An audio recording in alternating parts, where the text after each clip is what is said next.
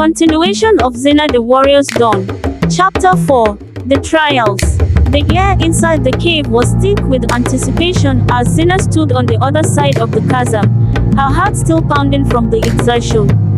The spirit, now a more defined figure, stepped forward, its eyes glowing with approval. "You have passed the first trial," the spirit intoned. "Now, prepare for the second trial, a test of wisdom." Zina straightened, her mind sharpening with focus. The spirit waved its hand, and the cave's walls shifted and morphed, revealing a vast chamber filled with ancient symbols and intricate puzzles etched into the stone. In the center stood a pedestal with a glowing crystal, its light pulsating softly. "To pass this trial," the spirit explained, "you must unlock the secrets of this chamber. Use your knowledge and intuition to decipher the symbols and access the crystal." Zina approached the pedestal, her eyes scanning the symbols. They were unfamiliar but seemed to call out to her, their meanings just out of reach. She remembered her mother's teachings and Mama Jabari's lessons, drawing on the wisdom of her ancestors. As she began to examine the symbols more closely, she noticed patterns and connections. The symbols told stories of courage, unity, and the balance between strength and wisdom. She moved her hands over the carvings, feeling a resonance with each touch. Slowly, she began to piece together the puzzle. Hours passed, and Zina's persistence paid off. She aligned the symbols in a specific sequence, and the crystal's light intensified. With a final, decisive move, the crystal emitted a bright beam that illuminated the entire chamber. The spirit reappeared, nodding with approval. "You have shown great wisdom, Zina of Kwatu. You are ready for the final trial, a test of spirit."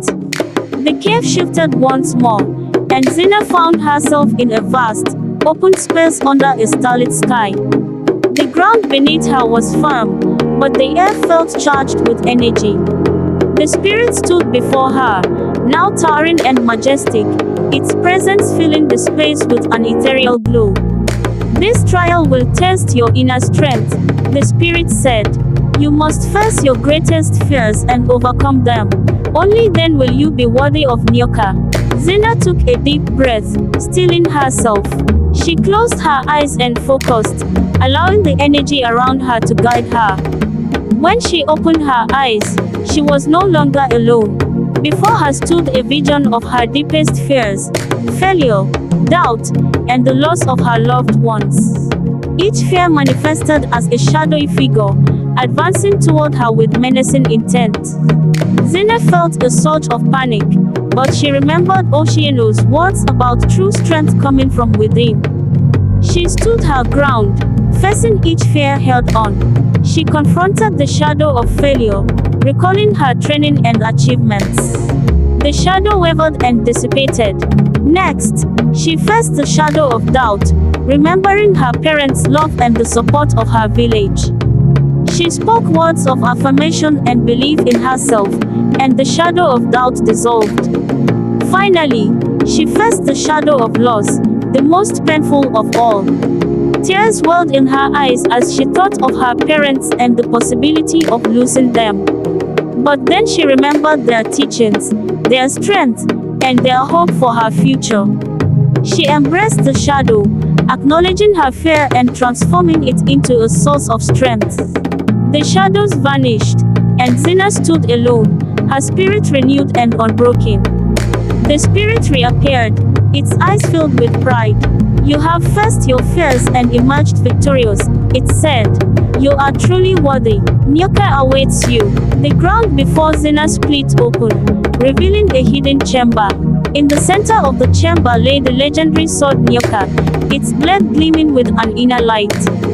Zina approached it reverently, feeling the power emanating from the weapon.